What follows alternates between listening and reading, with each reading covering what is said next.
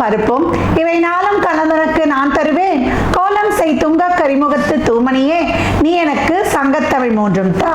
அன்பர்கள் அனைவருக்கும் ஆத்திய சொர்ணலட்சுமி ஆத்ம வணக்கங்கள். இந்த பதிவு டிசம்பர் மாதத்திற்குரிய பலன்களை காணவிருக்கிறோம்.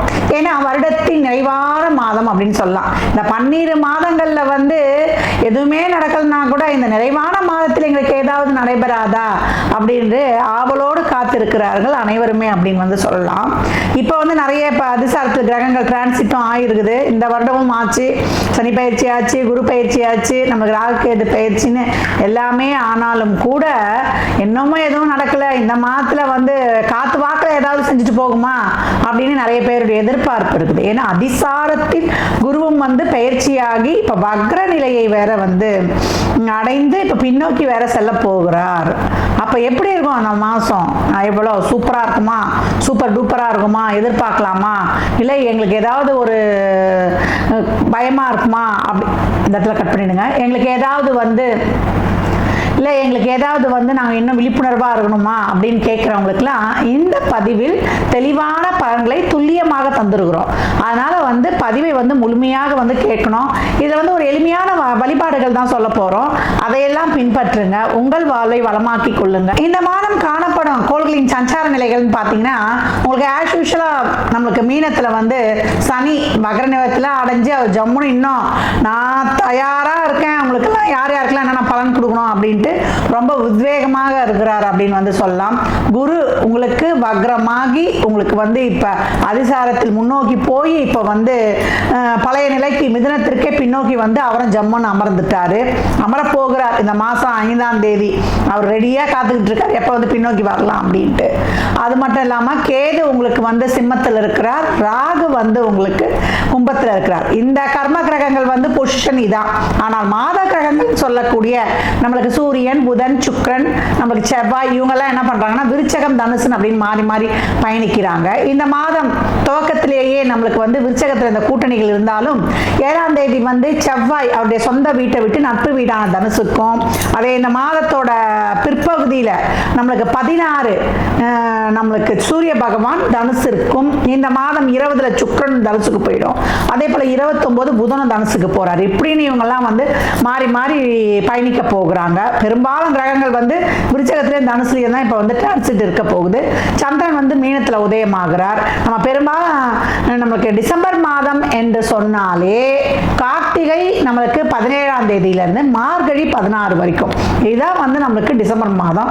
இந்த மாதத்துக்குரிய நான் சொல்லிட்டேன் ஏற்கனவே எப்படிலாம் நம்ம இந்த மாதத்தை ஹேண்டில் பண்ணிட்டு போகலாம் என்பதை இந்த பதிவில் தெளிவாக காணலாம். வாங்க சிம்ம ராசி சிம்ம லக்னத்திற்கான பலன்களை காணவிருக்கிறோம். இந்த டிசம்பர் மாதம் என்ன மாதிரியான பலன்கள் அளிக்கவிருக்கு அப்படின்னு பார்த்தா, சிம்மம் கர்ஜிக்குன்னு சொல்லலாம். சிம்மத்திற்கு தான் இந்த பலன் சொல்றீங்களா அப்படின்னு எல்லாருக்கும் விழியை விழித்து பார்க்குறீங்க அப்படின்னு சொல்லலாம். கோணாதிபதிகளின் சங்கமம் உங்களுக்கு ரொம்ப சிறப்பான ஒரு பலன்களை தரவிருக்குது. வருடம் முழுவதுமே சிம்மத்திற்கு நல்ல பலன்களே சொல்லலை. என்ன நல்ல பலன்கள் அப்படின்னு சொல்றதை விட ரொம்ப அவங்களை கவனமா இருங்க, கொஞ்சம் விழிப்புணர்வா இருங்க. ஏன்னா ஒரு வார்த்தை வெல்லும், ஒரு வார்த்தை கொல்லும். அந்த மாதிரி ரொம்ப இலகிய மனது உடையவர்கள், அன்பை எதிர்பார்க்கக்கூடிய ஒரு ஆத்மார்த்தமான அன்பை அது எதிர்பார்க்கும். செலுத்துற அன்பு போல எதிர்த்தரப்பும் செலுத்தணும் அப்படின்னு அன்புக்காக ஏங்கி உறவுகள் மேல அதிகப்படியான பாசத்தை வச்சு மன தொய்வை விரைவாக அடையக்கூடியவர்கள்.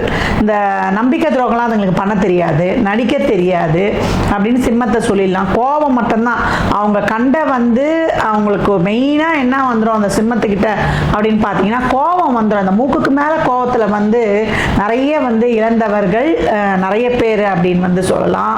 ஏன்னா வாழ்க்கையில் எங்களுக்கெல்லாம் பிழைக்க தெரியாம பொழைச்சிட்டோமா, எல்லாரையும் நம்பி ஏமாந்தோம், உங்களை யார் நம்ப சொன்னதுன்னு அப்படின்னு எதிர்த்தரப்பு கேட்குதுமா, நாங்கள் என்ன பண்றது, நம்பிக்கையை தாண்டி எதுவும் வரமாட்டுது அப்படின்னு. ஏன்னா இந்த 5, 9 என்பது தான் நம்பிக்கைக்குரிய ஸ்தானங்கள் அப்படின்னு சொல்லலாம். ஏன்னா இவங்களுக்கு 5ஆக குருவாகவும் 9ஆக செவ்வாயும் வர்றதுனால இந்த கோபத்தால தான் படப்படம் பேசிடுவாங்க இல்லையா. எதிர்த்தரப்பு ஐயோ என்னடா இவங்க ரவுடி மாதிரி பேசுகிறாங்க, இவங்கன்னா பெரிய இது போல் இருக்குது, ஏன்னா ரொம்ப இது மாதிரி இருக்கிறாங்களா அப்படின்னு எதிர்த்தரப்பு பயந்து இவங்க அப்படி தான் போல் இருக்குது, ஐயோ அப்பா போகக்கூடாது எதுவும் பண்ணக்கூடாது அப்படின்னு இவங்க மட்டும் தவறாக இருந்துச்சு. அந்த கோபம் அடுத்த நிமிஷமே அதுங்க இறங்கிடும். இந்த சிம்மத்தை பொறுத்த வரைக்கும் கேட்டு பாருங்க நிறைய. அதுவும் இந்த அஷ்டம் சரியில்லைம்மா, எனக்கு எங்கள் உண்மைக்கு மாறாக நடந்துச்சுமா, என்னால் தெரில, கேட்டேன், என்னை வந்து சைலண்ட்டாக வந்து அந்த இடத்த விட்டு நகர்த்திட்டாங்க, நான் பெரிய நஷ்டம் அடைஞ்சேன். அது உறவுகள்லையும் சரி, ஒரு பொருளாதாரத்துலேயும் சரி, ஒரு எல்லா வகையிலையுமே நான் வந்து லாஸ் ஆகிட்டேன், நான் வந்து பொழைக்க தெரியாமல் பொழைச்சிட்டேன் அப்படின்னு சொல்கிறாங்க. இப்படின்னு பலதரப்பட்டு சொல்லிக்கொண்டே போகும். சென்ற மாதம்லாம் வந்து ராசி அதிபதி நீசமாகி எதுலேயுமே வந்து ஒரு முடிவெடுக்க முடியாத நிலை, நிறைய மனசோர்வு, அலைச்சல் திருச்சல், சரியாக வந்து ஒவ்வொரு காரியமும் வந்து எங்களுக்கு நடக்கலை அப்படின்னவங்களுக்குலாம் இந்த மாதம் ராசி அதிபதியும் 4, 5 என்ற இடங்கள்ல பயணிக்கிறாரு. சுக்கிரனும் வந்து முயற்சி ஸ்தானாதிபதியும் உடன் இருக்கிறார். அதே போல நம்மளுக்கு 2, 11 கூடியவரும் நல்லா வந்து ஒரு பிளான்ட்ரி பொசிஷன் 4, 5ல ரொம்ப அட்டகாசமா வந்து சஞ்சாரங்கள் இருக்கிறதுனால நல்ல தொழில் முன்னேற்றம், வேலை வாய்ப்பு, ஊர் மாற்றம், இடமாற்றம், நீண்டகாலமாக எதிர்பார்த்து கொண்டிருந்த அனைத்து விதமான தொழில் முயற்சிகளும் நல்ல வந்து ஒரு முன்னேற்றங்களும் பொருளாதார ஏற்றங்களும் ரொம்ப அருமையாகவே இருக்கும் அப்படின்னு வந்து சொல்லலாம். நல்ல முதலீடுகள் செய்து கொள்வது, நல்ல வந்து ஒரு நீண்ட தூர பிரயாணங்கள், அதன் மூலம் வந்து ஒரு தொழிலால் லாபம், நல்ல ஒரு பிஸ்னஸ் வந்து டெவலப் ஆகிறது, கெரியர்ல வந்து நல்ல ஒரு growth கிடைப்பது, ப்ரொமோஷன், அது அரசு துறையாக இருந்தாலும் தனியார் துறையாக இருந்தாலும் நீங்கள் எதிர்பார்த்த ஒரு நல்ல வேலை மாற்றங்கள் வந்து கிடைப்பது, நல்ல சுபகாரிய பேச்சுவார்த்தைகளை வந்து மேற்கொள்வது, எதிர்த்தரப்புக்கு வந்து கொஞ்சம் ஜாதகம் வந்து நல்லா சிறப்பாக செட் ஆயிடுச்சுன்னா உங்களுக்கும் தசாபுத்திகள் சிறப்பாக ஆப்டாக இருக்கும் பொழுது சிம்மத்திற்கு அனைத்து வகையிலையுமே நல்லா வந்து ஒரு பலன்கள் வந்து நல்லா முத்தாக நல்ல பலன்கள் வந்து காத்திருக்குது அப்படின்னு வந்து சொல்லலாம்.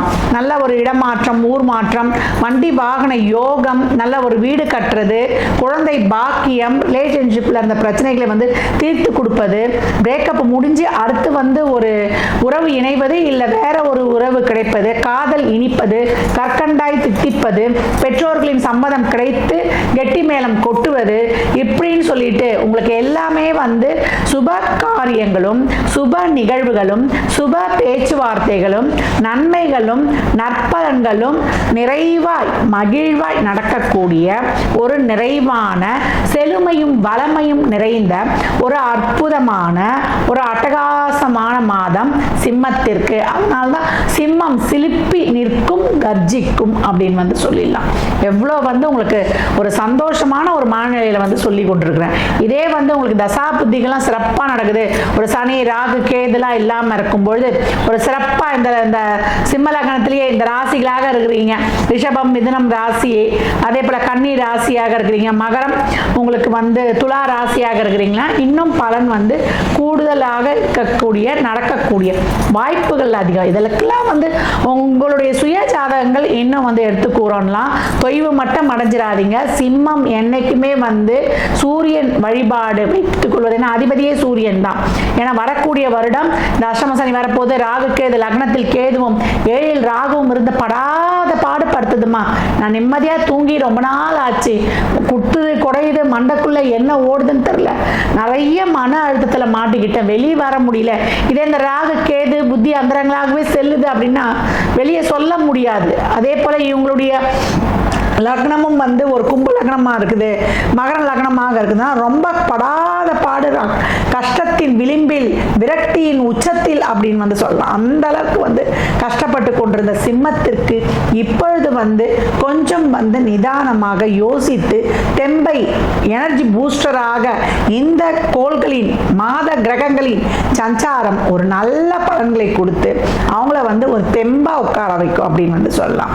நமக்கு குரு செவ்வாய் சூரியனுடைய பார்வை, குரு செவ்வாய் இந்த குருமங்கள யோகம் எங்களுக்கு ரொம்ப சிறப்பாக செயல்பட்டு, அதான் சொல்றேன், திரிகோணாதிபதிகளின் சங்கமம் அவங்கள வந்து நல்லா வந்து ஒரு ஐஸ்வர்யமான ஒரு சுகபோகமான ஒரு வாழ்க்கையையும் நல்ல ஒரு சாப்பாட்டையும் ஒரு நல்ல ஒரு பிராண்டட் லைஃப், சுக்கிரனும் நாளில் உட்கார்ந்து நல்ல ஒரு அம்சமான நிலையில் அமர்ந்து வேண்டியது வேண்டியவாறு அவனுடைய ஆழ்மன எண்ணங்கள் விருப்பங்களை எல்லாம் நிறைவு செய்து தொழில், திருமணம், வேலைவாய்ப்பு, குழந்தை பாக்கியம், நல்லா நிம்மதியா ஒரு புடி சாதம் சாப்பிட்டேன் அப்படின்னு சொல்லக்கூடிய அற்புதமான ஒரு நிம்மதி பெருவீச்சு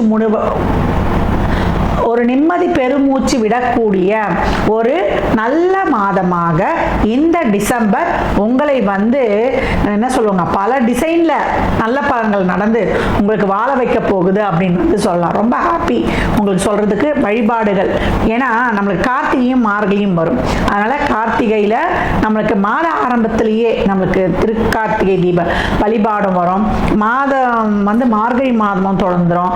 அதனால இறை வழிபாடு, வள்ளலையும் நம்ம அண்ணாமலையானையும் பெருமாளையும், யார் யாருக்கு என்னென்ன தெய்வங்கள் பிடிக்குதோ உங்க இஷ்ட தெய்வங்களை போய் அப்படியே அரவணைத்துக் கொள்ளுங்க. சரணாகதி ஆயிடுங்க. உன்னை அன்றி ஒருவரையும் நம்புகிறேன், பின்னே ஒருவரையான் பின் செல்லேன், பன்னிருக்கை கோலப்பா, வானோர் கொடியவினை தீர்த்தரும் வேலப்பா, செந்தில் வாழ்வே அப்படின்னு சொல்லி வள்ளலை நீங்க சரணாகதி அடையும் பொழுது உங்களை பொறுத்த வரைக்குமே செவ்வாய் 4/9 தான். குருவாக திருச்செந்தூரிலும் வீற்றிருக்கிறார். அப்ப எப்பெல்லாம் நேரம் கிடைக்குதோ நீங்க அறுபடை வீடுகளுக்கும் சென்று முருகப்பெருமானை வழிபடும் பொழுது உங்கள் வாழ்க்கையில் சுகம், சௌகரியம், நல்ல வந்து ஒரு நிம்மதியான மனநிறைவான ஒரு வாழ்க்கையையும் நல்ல பாக்கியத்தையும் சிம்மம் நிச்சயமாக பெறும் அப்படின்னு வந்து சொல்லலாம்.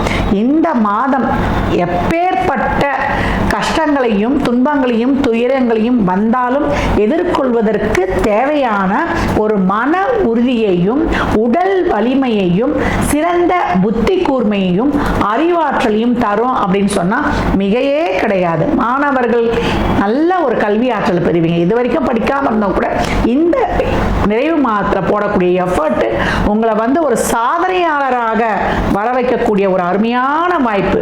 நீங்க படிக்கிற படிப்பு உங்களுக்கு பெருமை சேர்ப்பதோடு மட்டுமல்லாமல் உங்கள் கல்வி நிறுவனங்களுக்கும் உங்களை பெற்ற தாய் தந்தையருக்கும் மிக சிறப்பான பெருமையை தேடித்தரும் அப்படின்னு வந்து சொல்லலாம்.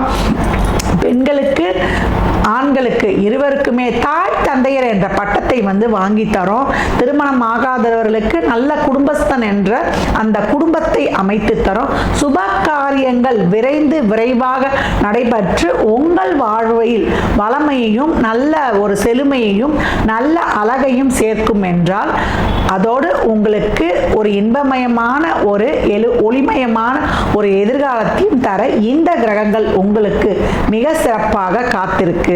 அப்ப சிம்மம் இந்த மாதம் நீங்க வந்து வழிபட வேண்டிய தெய்வம் என்னன்னு கேட்டீங்கன்னா, ஏற்கனவே சொல்லிட்ட முருகனை வழிபடணும்னு, சிவ வழிபாடும் செய்வது உங்களுக்கு மிக சிறப்பான பலனை அற்புதமாய் அதிரடியாய் தரவிருக்கு. சிம்ம ராசி லக்னத்திற்கு என்னால் வாழ்த்துக்களை தெரிவித்துக் கொள்கிறேன்.